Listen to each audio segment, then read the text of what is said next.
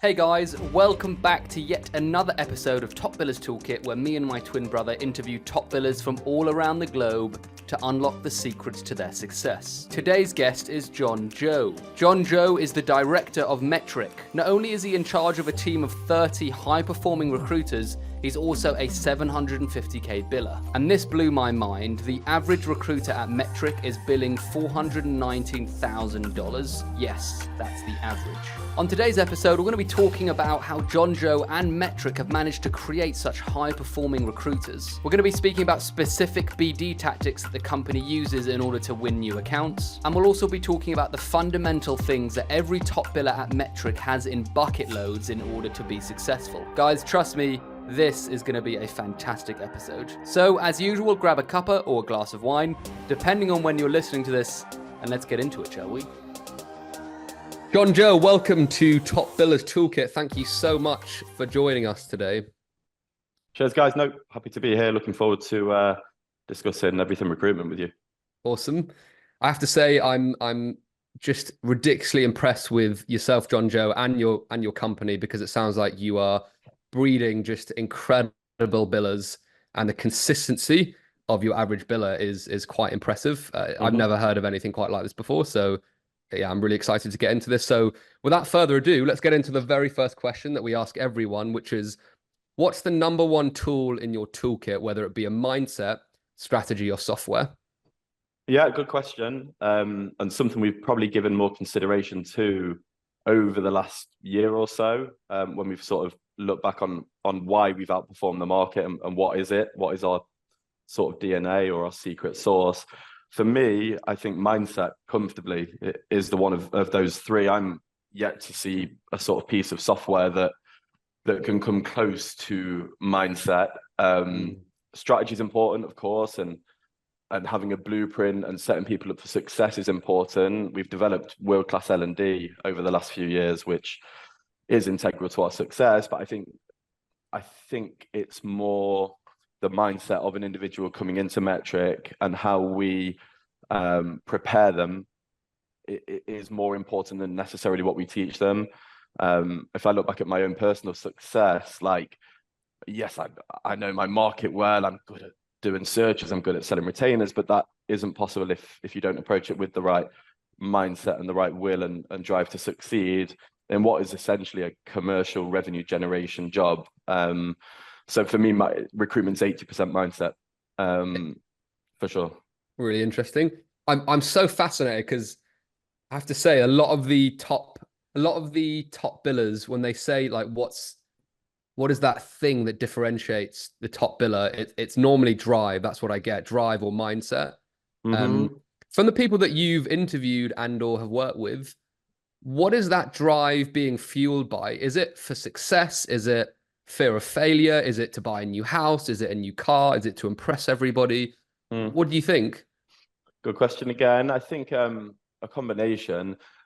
For me, the people that I've seen do well in recruitment, and we've got lots working for us here at Metric, they're not necessarily motivated by being able to buy themselves things. And in a weird way, it's not solely a money motivation. Of course, money is essential, I think, and people do recruitment to make good money, but I think beyond that, it's a real competitiveness within themselves and like wanting to prove to themselves that they can be the best. And we've done well getting that sort of competitiveness right, but not making it toxic here, so everyone's really happy for everyone to do well, and there is that collaboration within the company. Lots of split fees go on every day, but for me, it's a real competitiveness. I was saying before we started, but I used to go to school with a few guys that have come and joined us, and there's still that thing that they probably want to outperform me and I want to outperform them, whilst we're still happy for each other when we do well. So yeah, a combination of things, but I think that it's hard to teach that, I think. And we will interview people sometimes, and everyone likes to think they're competitive, I've realized. But it's also relative, isn't it? So like being competitive, I don't know, when your football team loses and you're upset like that, sure. But I think you soon find out if people really are competitive when they're in a leaderboard environment, they're around top performers. And we always say that there's not as many sort of competitive environments, or as competitive an environment as working for Metric, really. So you soon find out whether you actually have that inner drive when you're thrust into that environment. That's really, really good point. Sorry, Sam, I'm just going to ask one more question, then you can jump in if that's all right. That's a really good point, because I think you're right. Everyone thinks, or would like to think, they have a competitive nature, but then it's all, as you say, it's relative. Like the person at the top of the leaderboard might be ridiculously competitive. How do you fish that out when you're interviewing? Is it hard to tell? Can you actually spot and say, oh, this person is top of their game when it comes to competitiveness? What do you think?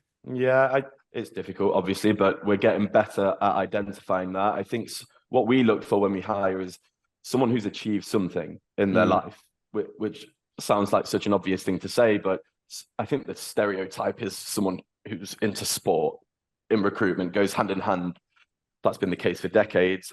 For us, it doesn't have to be sport, but someone who has pursued something and has had to go through periods of hardship to get to where they want to get to, whether that's academic or whether it's sport or whether it's learning an instrument or whether it's going and living an experience in a different culture. But someone who's got out of their comfort zone and had to strive to achieve something is what we look for, really. And we're getting better at identifying that. I think what we're really good at is almost trying to put people off when we interview them. Interesting. And being really, really clear about the expectations, because there are so many perks and benefits of working at Metric. And when I first joined, I was probably guilty of focusing on them and selling the dream, because I am so passionate about working for Metric, and I get to enjoy all the benefits of it, without probably really highlighting the hard work required. And like, when we're talking competitive, we mean that the top biller who's on track to do $1 million this year, he's 1 year into recruitment, and he would do it. Yeah, and he would do it. If you go above him on the leaderboard for like a day, you feel the reaction, and it matters to be first. Which again, you can't teach that, can you? Like, I don't. There's no that's class. amazing. There's no class. $1 million in the first year. That's unbelievable. For sure, we're halfway through our financial year now. I think he's on 560. Dollars. So yeah, he's flying, and again, a year and 2 months ago, he didn't know what recruitment was. So there's something there, isn't there? Insane. So can we jump into that? This guy who's, is a year into recruitment and on track to billing $1 million, or has billed $1 million. What is he doing in order to get such good outside of mindset? Because we know his mindset is probably on point in order to get to that level. What is he doing tactically in order to build such high numbers within such a short period of time of understanding recruitment or being in recruitment? John Joe, what would you say? For sure. Good question. Yeah. So the environment is a big thing. And he's an incredibly impressive guy, and he's worked incredibly hard for it, but he's one of many that have got up to those levels that quick. It certainly isn't a one-off. Again, our average billings being 419K, like that's the standard. And I think if the standard in the company were half that, maybe he wouldn't be at that level. I think you kind of acclimatize to what you're surrounded by, but that's me probably trying to take the credit for his success. But the big thing for him, so we recruit in really high growth end markets. So we do bio, which is life science and med tech, and we do geo, which is engineering and infrastructure. He's on the bio side, so he recruits within CDMO, which is a niche. So when he joined, he made it his life's goal to know everyone in that industry. So he now comfortably knows every single BD director or VP business development or general manager in that space. He's had conversations, I'm talking hundreds of conversations a week, to make sure that he built out a network, right? So like, I see a lot of recruiters that never really crack it because they're 3-4 years in and they don't have a network. Like, no one knows who they are. And if no one knows who you are, you don't get inbound leads. You don't hear about things going on within the industry, and you're on the outside looking in almost. Whereas he's on the inside. He is, if something is going on in that industry, he's aware of it, and it's all happening around him, as opposed to him on the outside looking in. He's been to a conference. So he was in DCAT, a conference in New York, a couple of weeks ago, 40 client meetings in 3 days. Oh, wow. Inundated with activity. Yeah. So I think that's been a big thing for him, is making sure he knows as many people as possible, so that when he pulls a vacancy with a client, he doesn't do a search.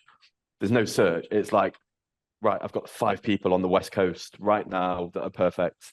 Let me send a shortlist over. And he's got that going on a lot. So he's setting up between 30 and 45 first stage interviews a month. Wow. But that's not possible if he didn't invest in his network. So that's something we're really big on, is making sure people know who you are. It's something that I've worked tirelessly on myself over the years. He's just done it way quicker than anyone I've seen. Interesting. I mean, that's still hard, right? I mean, I'm sure he's got the gift of the gab. He's probably very good at speaking to people. But again, if you're new to recruitment, how do you penetrate and speak to that many people? Is it just a case of picking up the phone and, trying to start a conversation? Is it, sending loads of emails? How do you start those conversations and build those relationships, do you think? Yeah, I mean, it's all with a view to speaking to people on the phone. Like, that is how you build relationships, and we're pretty clear on that. What you have to do to get that call set up, whether it's an email, whether it's a recommendation or a referral, is something we're big on. Lots of LinkedIn work, so we're all working to improve our LinkedIn sort of brand. We've invested a lot in marketing over the last year or so. So it's a combination of factors, but he is top of the call stats most weeks, and I know that's probably quite an old-fashioned metric to like measure, and we're not a company that are dinosaurs and cold calling through lists and to receptions. Like, we're the opposite of that. But I think if you reach out to 100 people, or let's say you reach out to 50 people a day within your market, and you get calls set up with 20 of them a day, you're making 100 calls a week. If you're working with the intensity that we kind of train people to work at, that's more than doable. Like, it isn't, I don't think, too much to ask to want to do that. But I think the big differentiator here versus maybe environments I've seen or worked in the past is that people want to make those calls here. That's the big thing. You're not sat at your desk thinking, oh, geez, like, I need to make another 10 calls or someone's going to be breathing down my neck. Like, it isn't that at all. It's, if I make these 10 calls, I could make an extra 10 grand this month. Like, that is the mindset. And again, that's why mindset's so important, because he could be the best person in the world on the phone, but if he doesn't have the will to pick up the phone and the excitement behind it, then it doesn't happen. So, yeah. Really interesting. Out of interest, John Joe, have you seen a correlation between the people who are billing the most in your company and the amount of calls they make? Is there a clear correlation between more calls and more money made? Yeah, for sure. For sure. 100%. So it's something we still value. It is phone time. Because again, that's where you become part of the industry, is when you're on the phone to people within the industry, candidates, clients. We kind of refer to everyone as a contact, somewhere in the middle, and someone that you can have a holistic relationship with long term. You can't do that if you're not on the phone. It's impossible to build relationships if you're sat thinking about it, or I don't know, just tapping away.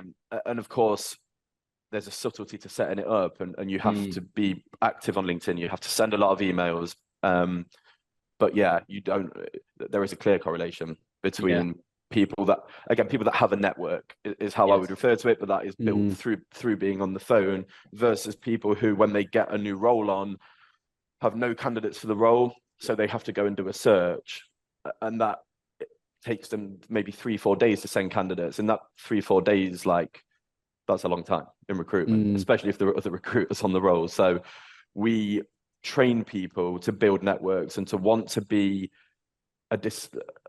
almost like a KOL within that space, and a thought leader within that space. And that takes time, obviously, and you don't just do that within a couple of months, but it comes through conversation. It comes from embedding yourself within that industry and saying, I want to be the go-to. So I recruit within neurotech, which is a niche within medical devices, to the point where I was the only neurotech recruiter in the world when I started out over eight years ago. And I wanted to establish myself as the number one, the go-to, that if someone's got a vacancy within neurotech, will you come to me? Because I've got the best network, I'm known, and I've been able to build on that over a period of time. And we want people in Metric to emulate that within their specialism, essentially. Really interesting. And you kind of touch upon this, John Joe, but I just want to go into a little bit more detail because I find it fascinating. Sure. If you're like 3 to 5 years down the line as a recruiter, I understand that you've got the market knowledge, you've probably got a pool of candidates that you're sitting on that are really experienced. Yeah. You understand what's going on, and so you can probably provide a lot more value up front. But as a new recruiter, again, building relationships, I still find it interesting that they're able to build this guy, for example, like such a wide network in such a short space of time. Yeah. Like, how does he introduce those conversations? Does he lead with value with candidates, or does he just really get them comfortable and, you know, have a good conversation with them? What's the strategy around that, if you don't mind me asking?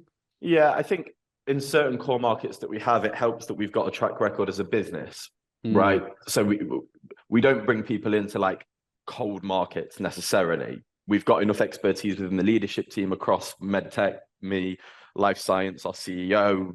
On the geo side, we've got a few directors that have a good track record there. So if you're a new recruit and you work for Metric and you work within medtech, you lean on my track record, obviously, meaning that you're not reaching out cold to everyone. There's kind of Got it. an understanding of who I am, who Metric are, and that's the same no matter what niche you get put within. But there's no substitute for volume, is what I've found, really. And even if my volume goes down, and I've done this for 8 years, you almost get outworked by someone who's done it for 6 months and has that enthusiasm and is making more outreach than you are. And it doesn't matter if you're better or you're better at searching or you've got a better network, you often get outworked. So I think, yeah, that's one thing that we're big on is volume, really. And of course the quality has to be there, but you need to get your name out there as quick as you can. But again, if you're having 100 conversations a week over a year, you're having thousands of conversations with key opinion leaders in your space, you're adding value. Anytime you get a sniff of a vacancy, you're sending over a quality shortlist within that 1 hour. And candidates talk at the end of the day. That's what clients want to see, essentially, is high quality resumes. Absolutely. Love that. Kind of a bit off track, but I'm fascinated in this because I was in recruitment for a short period of time, and I remember there was competitiveness, but it became quite toxic quite quickly. Yeah, and you're doing the opposite, which is encouraging competitiveness, but harboring a culture of, you know, helping each other. How do you get that fine balance, John Joe? How are you able to encourage such competitiveness, but also keep it, you know, positive?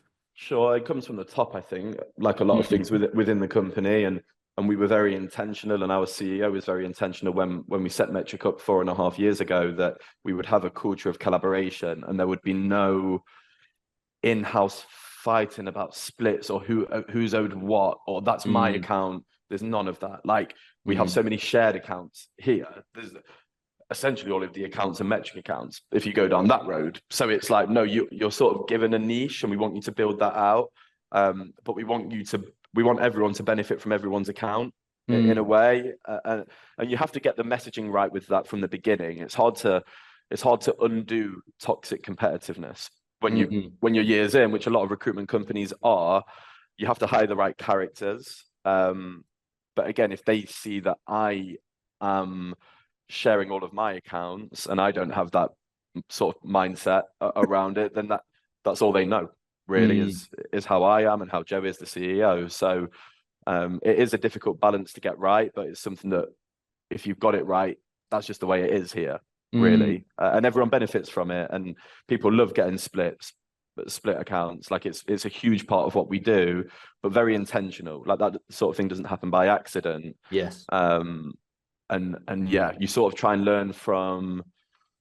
There's a lot of stereotypes within recruitment, I guess, and we tried to learn from them and not fall into those traps, really, and not be overly flashy and not be overly arrogant, and hire the right characters, I think.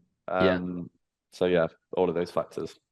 Makes sense. That's really interesting. And would you say that, and this might be hard to quantify or put an exact number, but would you say that, I mean, for this recruiter, for example, that billed $1 million, would you say that the majority of his business is won from existing accounts and kind of building upon accounts that you already have, or is it net new business, or is it a mixture of both? Yeah, a mixture of both, but more so bringing on new accounts. So using our accounts to kind of win new accounts. Interesting. Okay. I guess, and getting your foot in the door and working on a few roles for accounts that we have existing. But then everything in recruitment should snowball, in my mind. So if you get a vacancy, you speak to 5 good candidates for that vacancy, something should come off those conversations. Like, you're not doing your job right if that's the last time you speak to those 5 and then you're back to square one again. Like, everything should lead to something else in a perfect world. So we've got a culture of accountability for BD here.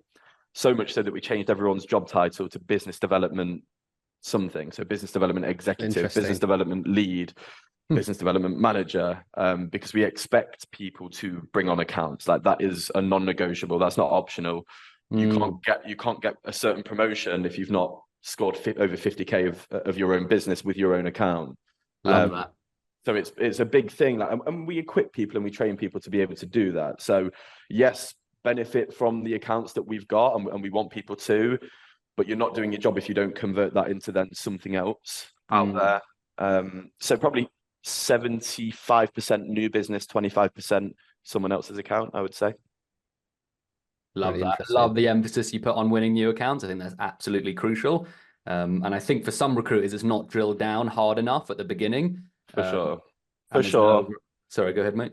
Yeah, no, I mean, exactly that. I think the recruitment market was doing really well 2022, right? I think it was considered a really good market, and we went globally from $5 million revenue to $10 million revenue in a year. Wow. And we're doing incredibly well. But in that year, we were so conscious that it was a good market and that that isn't going to last forever. And the last thing you want to do is come out of that with people incapable of bringing on accounts. Like, that is the last thing we ever wanted. So we doubled down on our standards. We doubled down on investing in high quality training, building out an L&D platform, equipping people to go out and win business and win retained business, so that when the market did drop, which is what appears to have happened, we grew 29%. The following year, where most companies went backwards, and we outperformed the market considerably, and now we're sort of benefiting and capitalizing on that. That again was by design. Like, that was really intentional and really, which is sort of within our DNA. Let's not rest on our laurels here. Like, nothing's ever good enough in a way, and we're ambitious, and we preempted what would happen. So I'd like to think that there's no consultant that works for Metric that feels that they can't go out and win new accounts. We get people going out and winning retained business 4 or 5 weeks into working here. Again, by design. Like, we're very, very big on it. It'd be easy for us to let everyone just work on the house accounts, but you don't grow that way, and they don't develop as recruiters. So yeah, amazing. Something that our audience, I think most recruiters love, is nitty gritty kind of just tips on business development, because I think it's so varied in terms of how recruiters do business development. I mean, there's a few core things, but if there was 1 or 2 things that are the most successful for your consultants in terms of winning new business, what would that be, do you think, John Joe? Good question. Yeah. And it really does vary depending on market to an extent. So again, we've got the bio and we've got the geo side. They're both quite different in terms of what they require. So on the bio side, probably getting clients on is the more challenging aspect. Whereas on the geo side, there's a huge candidate shortage. Interesting. So there are way more vacancies, way less candidates. And if you get a candidate at the right time, you've got a reasonable chance of getting them a job, because companies are desperate for that talent. So it's understanding the nuances of each market is so important, and it's not one size fits all. That's why we split the brands earlier this year, to respect that and to try and become world leaders in both. But ultimately, BD for me has to be a combination of volume, for sure, and there's no substitute for volume, with quality and with personalization. For me, in a way, you can't be representing a world-class candidate and being able to get that you doing candidate-led BD. You can't beat that. Now, it helps if you have a network of contacts who aren't cold contacts that you can reach out to on behalf of that individual. But for me, if you're able to combine quality and personalization with that volume and that outreach, then that's a recipe for success. I think what people struggle to do is to do that repetitively with high quality and not cut corners. And it's again, there's no crazy magic to it. Like, I've done it very well in recruitment because I'm world class at doing the basic things in recruitment. No one specific thing is like groundbreaking. I think personalization is important, and authenticity is important when doing BD. We aren't automated, and so many recruitment companies are, and we're not that. We want to build genuine relationships with people, which is important. But yeah, like I always liken it to, if someone reaches out to me right now, and this isn't an offer for anyone to do this, but says I'm representing a 500k biller based in New York, and they recruit in the life science markets, and they work with companies ABC, I'm going to respond. Whether I know them or not, I'm going to respond because they've displayed that they know what we do, that they have put the slightest bit of time into working out that we do life science as an industry. They've told me about their sort of performance, so they've quantified something, and they've told me specific companies they work with. So that's companies that we would be interested in recruiting for. So in those three things there, that's all you need when you're doing BD for me. Personalization, identifying the person's network, and quantifying their achievements. Now, if you can do that over the phone, brilliant. But if not, email, LinkedIn, in-mail, you name it. And we really encourage our consultants to vary the approach, and to remain consistent with it. Because again, so many recruiters will do that for a week, not get anything back, and then the second week cut corners. I've seen it so many times, and then say, oh yeah, it's not working. Like BD doesn't work in my market. And it's like, yeah, I mean, obviously not, if the volume isn't there. So it is that combination. I could write the best, we would call them e-shots, a candidate-led approach. I could write the best one in the world, but if I send it to two people, probably not going to get anything back. I'm always fascinated with some humans' lack of, like, they try it twice and think it doesn't work. I've heard it so many times. It's human nature. It's quite mad though, isn't it? It's nonsensical, but it's like there's so, and I've even fallen into that trap. I think human nature. It's just insane. People want quick wins, don't they? And again, that's human nature. Certainly in recruitment, when like you're targeted periodically here, so every 4 weeks, you've got numbers to hit. And again, sometimes doing this type of BD, you see the results of it 3 months down the line, and people struggle with that.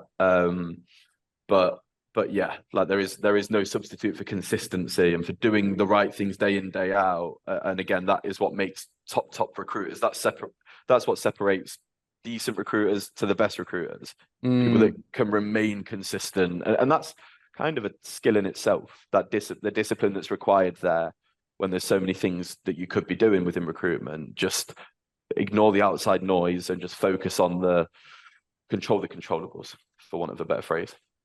It's really interesting. I just have to say that me and Ben have interviewed like 30 plus top billers now, all billing various different amounts, but I'm amazed at how much the simple and consistent things just done every single day without fail is the key to billing high numbers. It's nothing fancy, like you said, and it's usually nothing groundbreaking. It's doing the simple things well over and over again and sticking to it. And Absolutely. It just fascinates me because you're someone else that said that, John Joe. 100%. And if you're doing the right things from a BD perspective consistently, you're going to have a good stream of opportunities to speak to clients off the back of that consistently.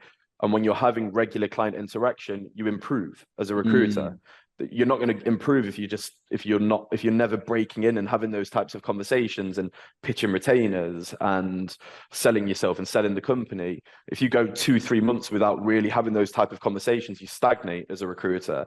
So, but it's only possible if you do the stuff that no one sees, I guess. Yes. And you're consistent with it and the volume's there.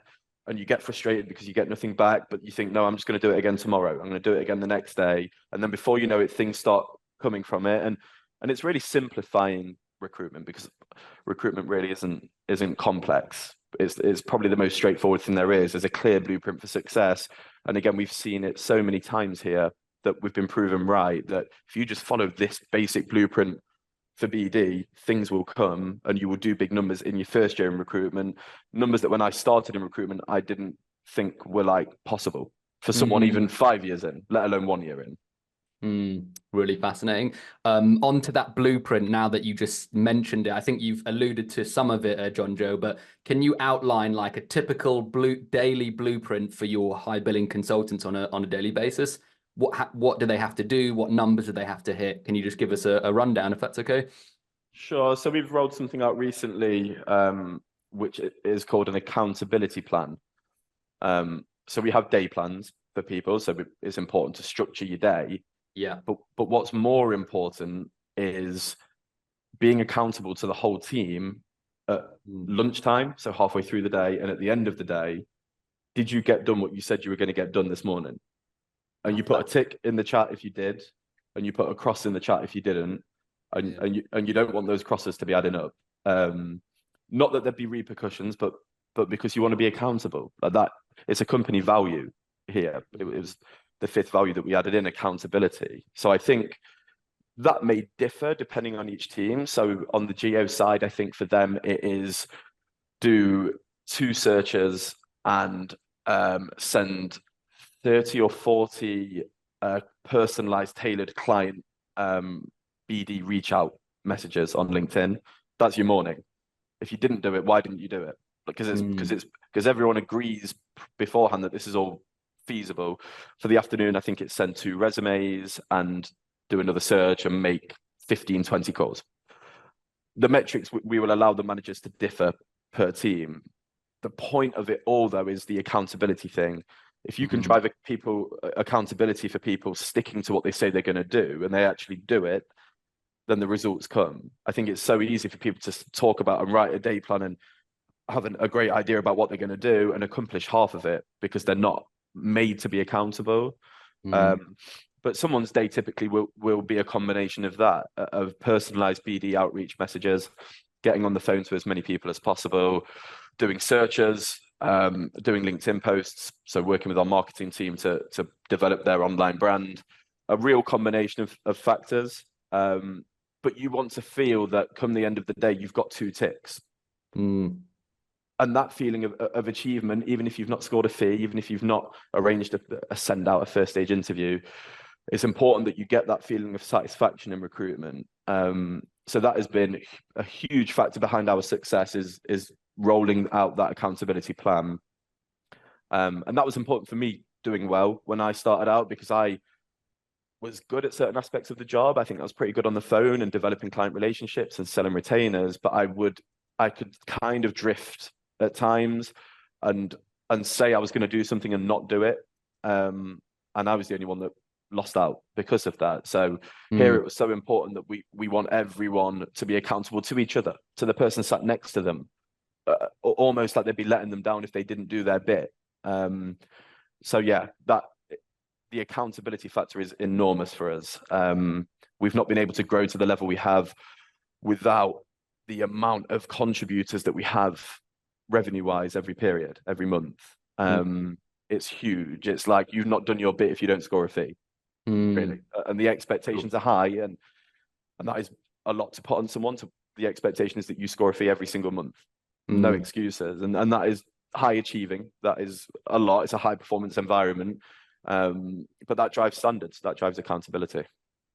Absolutely love that. I feel like whoever's listening to this should absolutely steal that and use it because it's really, really, I mean, it sounds so simple, but it's brilliant.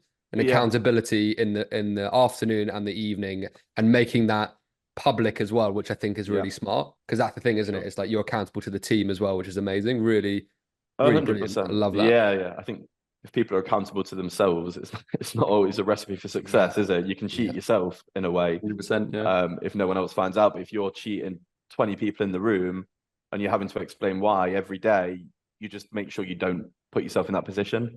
And if you do the right things, and these aren't, you need to score a fee every day. It isn't things out of your control. These are things in your control. And if you do those things in your control consistently, good things will happen. That's the blueprint. Really interesting. A couple of things that I'm also really impressed with you, John Joe. One, you're obviously a top biller and managing a team, and you've also got a team that's the top performing in the company, right? Which are 2 pretty massive achievements. I guess I want to ask you 2 questions around that. The first one is, What are your team doing differently from the rest of the company, do you think? Because obviously, they're getting better results to some extent and they're top performers compared to the rest of the team. What are they doing differently, do you think? What are you teaching them that's different from the other managers? Good question. I think the performance levels across the company are freakishly high for sure. I think the office that I lead has experienced genuine hyper growth. So I joined Metric just over 2.5 years ago. We're on track to do $7.5 million this year. Wow. So we run September to September. And it started out just me, or me and our associate director. So we've built that out very quickly, which we understand. I think for me, it's making sure that we drive a culture of leading from the front, is what we would coin it as. And I think in recruitment, you only get better, in my mind. You can't get worse. Really, you're better today than you were yesterday. I always think today's probably the worst I'll ever be in recruitment. Therefore, the expectations I put on myself are that I bill more each year. Really, and I think that's something that is a big misconception in recruitment and a bit of a myth, really, that you can't manage and bill effectively. And it's something that both myself and our CEO have tried to prove wrong, and I think we have. And again, it comes from the top. So he's a top biller himself and manages a company of 70 people across 4 global locations. So for sure. So that's the standard. So so I can't do any less than that. So I'm managing half the people. I manage 28 people across. So I manage marketing, I manage L&D, and I manage sales in our Nottingham office. I can't fall short of that standard that's set. And I find, this is probably going off on a bit of a tangent, but you can absolutely do both. You just have to approach it the right way. And I think people buy into the myth quite a lot and probably want a bit of an easier life, maybe. So you've done recruitment for 3 or 4 years, you've built well, and then you think, right, well, I'll just manage 2 or 3 people and maybe it's a bit less pressure on me having to bill. I want that pressure. I thrive in that type of environment where a lot's expected of me and I want to deliver. What we've been able to sort of develop here is a model of combining doing with leading and training. The two should never be separate. So it's not a case that I will go into a private meeting room and I'll do some recruitment and then I'll come back out and I'll start directing and instructing, and that's such a waste of what I'm good at. So I'm able to sort of combine the two. So as I'm doing, I'm teaching. And people are witnessing me pitch a retainer and sell a retainer. As I'm doing that and I'm actually benefiting from it, they're benefiting from it and they're learning, and I'm teaching in parallel. Whereas people kind of separate the two and they don't need to. So we've got a real culture here of, right, I've just taken a vacancy on. This is how I go about it. This is the urgency that I'm going to give to this project. And I'm sat next to 3 people and they're watching me do a search for 5 minutes, 10 minutes, within 5 minutes of me having the phone call. And before you know it, I've sent my project out within half an hour. They've learned more in that half an hour just watching me do than they ever could in a classroom with no context, right? So we've developed a culture of both. So therefore our leadership team beneath me are all top billers managing big teams. And hopefully that will continue. Love that. What I really want to know, John, because I feel like you guys have set the standard for that, to manage a team and continue billing huge numbers. That is unheard of, I would say, in other companies that I've spoken to, interviewed at. I want to know your day plan, John Joe. How are you doing so many things and remaining top biller? What does your day look like? Is it waking up in the morning and working insane hours? Is it just being very organized? Can you give me an idea of what your day/week looks like? Sure. Nowhere near as organized as I should be, to be honest. And that's genuine. And I know everyone will say that, but really I'm not. We recruit 95% of our businesses in the US. I live in the UK and I manage a team in the UK. So we're not even on the same time zone as a lot of the work we do. Now, some people could see that as a negative. We spin that as a positive. So when I get into work at 8:30 in the morning, I've got 4 hours really before I'm having phone calls. Now, I work globally and we do bits in Europe, but generally speaking, the US is the center of what we do. Those 4 hours are integral to me. And those 4 hours are easily wasted, I think, because you're not necessarily on the phone, but there's so much that you can be doing within those 4 hours if you're disciplined and creative. So that's where like the creative BD comes in those hours in the morning. And it's being accountable during those hours, because it's so easy to drift through to the afternoon and having not really done anything quantifiable or impactful. So I think we're really big on setting a standard there. But again, it's not like we don't overcomplicate management here. Really, management in recruitment isn't that grandeur an idea. I think people like to think it is. But really, when it comes to how am I best managed? I'm best managed by someone who's inspiring me by doing it and setting a high standard, and someone who I can learn from day in, day out, in person, integral. So that's how I manage. So I don't manage by saying, right, I'm going to do a 2-hour management meeting now. I'm going to do some spreadsheets. Everyone come in and we'll take some time out. That's such a waste of what I'm good at. So I manage by doing. And again, if I'm obviously a top biller, I'm a top performer. I've done it for approaching a decade now. So there's a lot that someone who's 3, 4, 5 weeks into the job can learn just from being around me and the other top performers in the company. So really, it's obviously you need to be organized to an extent, but you can, if you really break down what management is, you can simplify it and just lead by example. That's the big thing here. Lead by example. Love that. Would love to jump to, and this might be volume, it might be, you know, things you've already mentioned, John Joe, but you've got your average billers 419,000, I think, and then you've got others doing 7, 8, 9 a mil. What's the biggest difference between the 400K billers and the people who are doing 1 million? Is it purely volume? Is it something else? Is it hours put in? What is the difference between billing those two amounts? Yeah, consistency. Really, yeah, for sure. So we're big on consistency, which I've probably got across over the course of this conversation. But like, we added accountability as a value, because the way our commission scheme works, it's exceptional, and it really, really incentivizes high performance within a month. So it goes up to 60%.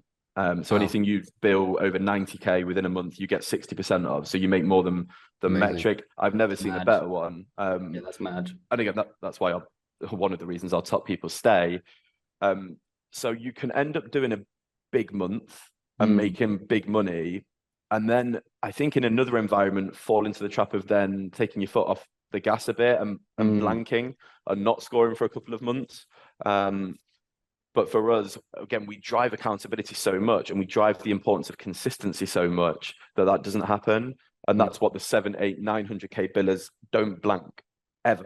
And I mean, like, that we've got a leaderboard now of when the last time someone didn't score a fee in a month. We've got someone on 22 months in a row. We've got someone on 17. We've got someone on 16, 16, 15. And that leaderboard, to me, is what I'm most proud of, because I think consistency in any walk of life is important, and we value it so much. I need to know what I'm going to get from someone day in, day out, irrespective of what's going on. I need you to turn up and do the fundamentals day in, day out, and you'll change your life in the process. So it's a win-win. But that's the big thing from other companies I've seen, where maybe 400K is the standard. Here, that 400K biller won't score every single month, for sure not. Whereas here, they will score every single month, and they'll do 5, 6, 7, 800K. Those doing 400K probably haven't got that level of consistency yet, which again takes time to come. Really interesting. Again, cutting it back to like fundamentals of, are you doing what you need to do on a daily basis? If you are, you're probably going to be at the top of the leaderboard billing 1 million, versus the people that skip a couple days, still doing really well, but might skip a couple days, as opposed to the top billers, they don't ever skip it. So interesting, man. And we put it on the individual so much. Like, it's the biggest cliche in recruitment, but you get out what you put in. For sure. So if someone does well and scores every month for a year and bills $1 million, it's because of them. Equally, if someone blanks for 3 months, it's because of them. They couldn't have any more support, that we couldn't invest any more in training and L&D and marketing. They couldn't be surrounded by a better group of performers. It's on them. Really, it is. And we really push that level of accountability where most others wouldn't, because they would probably have a manager who isn't billing, who takes the heat. Whereas here is like, no, I'm doing my bit. Like, I expect everyone to give it 110%. And yeah, these are the factors that I think probably separate us. And we're always trying to put our finger on why we've been able to outperform the market and why we've grown so quick. But sort of saying it out loud, I think that's it. Yeah, definitely, mate. Could mention quite a few things there that I think put you above the rest in terms of high performers. Would love to touch upon the amount of business that you do in the US. I think you said that 80% of your business is in the US. Is that across the company, John Joe? So that's 80% of my personal business, but 95% of our company business is US revenue. Wow. Okay, cool. It's really fascinating. And what I know about doing business in the US is that the fees are a lot larger than the UK. I don't know if you've experienced the same thing, but what I would love to know, and it might be nothing, it might be something, does where you do business take account into how much people are billing and how well they're doing? If you were doing the same in the UK, do you think you'd be doing as high numbers, or do you think it's what's your opinion? It's being US centric has been integral to our success. We're a US business, so we're founded and headquartered in New York. That's where the business was. Yeah, the UK offices followed 2-3 years later. So that's a big selling point for us. We compete with a lot of UK-based recruitment companies that don't have a US presence. We are US. Like, we are down just by Wall Street is where we're headquartered. We've got another office in Fort Lauderdale in Florida. We're a US company. Would we have grown this much if it was UK? Absolutely no chance on earth. Really? Wow. Oh, geez. Like, the fee sizes or the salaries are typically 3 times. Wow. The amount for the type of role we recruit. So naturally the fee sizes are bigger. The turnaround time is way quicker. So notice periods are 2 weeks. So the cash flow is way better. But I guess, I mean, all of those are massive pluses for recruiting in the US. But ultimately, going back to what I said at the start, we want to become the go-to recruiter within our market. So for me, I want to become, or establish myself, hopefully have, as the go-to recruiter within neurotech. The US is the world leading market in neurotech. The US is the world leading market in advanced manufacturing, in CDMO. So like, you can't be a market specialist if you're not tapping into the biggest market regionally within that. In recruitment, you either get market specialists or you get regional recruiters, in my mind. If you're going to become a market specialist, you need to know all the key players in the US. You need to know what's going on. You need to have relationships with the CEOs in these companies. Otherwise, you're not a market specialist. You're a local recruiter. So like, the benefit that there are multiple benefits for doing it. But essentially, it's the biggest market there is within all of our sectors. Still, it's the biggest industry. Now we're expanding more in Europe. We're expanding in Asia Pacific. We've just hired a fluent Mandarin speaker who's hit the ground running, supporting our life science activities in Asia Pacific. But the US will always be the market for us. Again, being a US company, that helps. Really interesting. Got to apologize for coughing my guts out. You've probably seen me, John Joe, like I've been too in the zone, to be honest. Yeah, okay, good. Sorry about that, mate. What are because you have your consultants in Britain or in the UK, you know, starting relationships with people in the US. What are the subtle nuances that they've had to learn in order to bill and start relationships in the US? Is there anything they've had to do different? They can't go and meet them as regularly. Have they had to learn about American culture? Like, have you had to overcome any obstacles like that, John Joe? Sorry, quite a few questions there. Sure. No, I think, again, being a US company helps. So we've got about half of our employees are based in the UK, half are based in the US. Okay. So we work with a lot of Americans. Yeah. A lot of them are in our leadership team. So I think we have probably a good combination of US UK culture within metric, Mm. which helps. The US probably stereotypically is a more direct market, direct in communication style, Yes. quick, faster interview processes comfortably, versus mainland Europe or UK. Like, it's let's get the job done, find me over the best profiles, let's get going, and we enjoy that because that kind of mirrors how we are, or how I am certainly. So yeah, but also important not to overcomplicate working in the US. I've seen many UK-based recruitment companies in the past spend too much time trying to strategize how to break the US, as if they're like a band like the Beatles or Oasis or something. And it's like, it's not, it really isn't that complex. It's the same approach. Find a world-class vice president of sales, find companies that vice president of sales would add significant value to, build relationships with the CEOs of those companies, connect the two.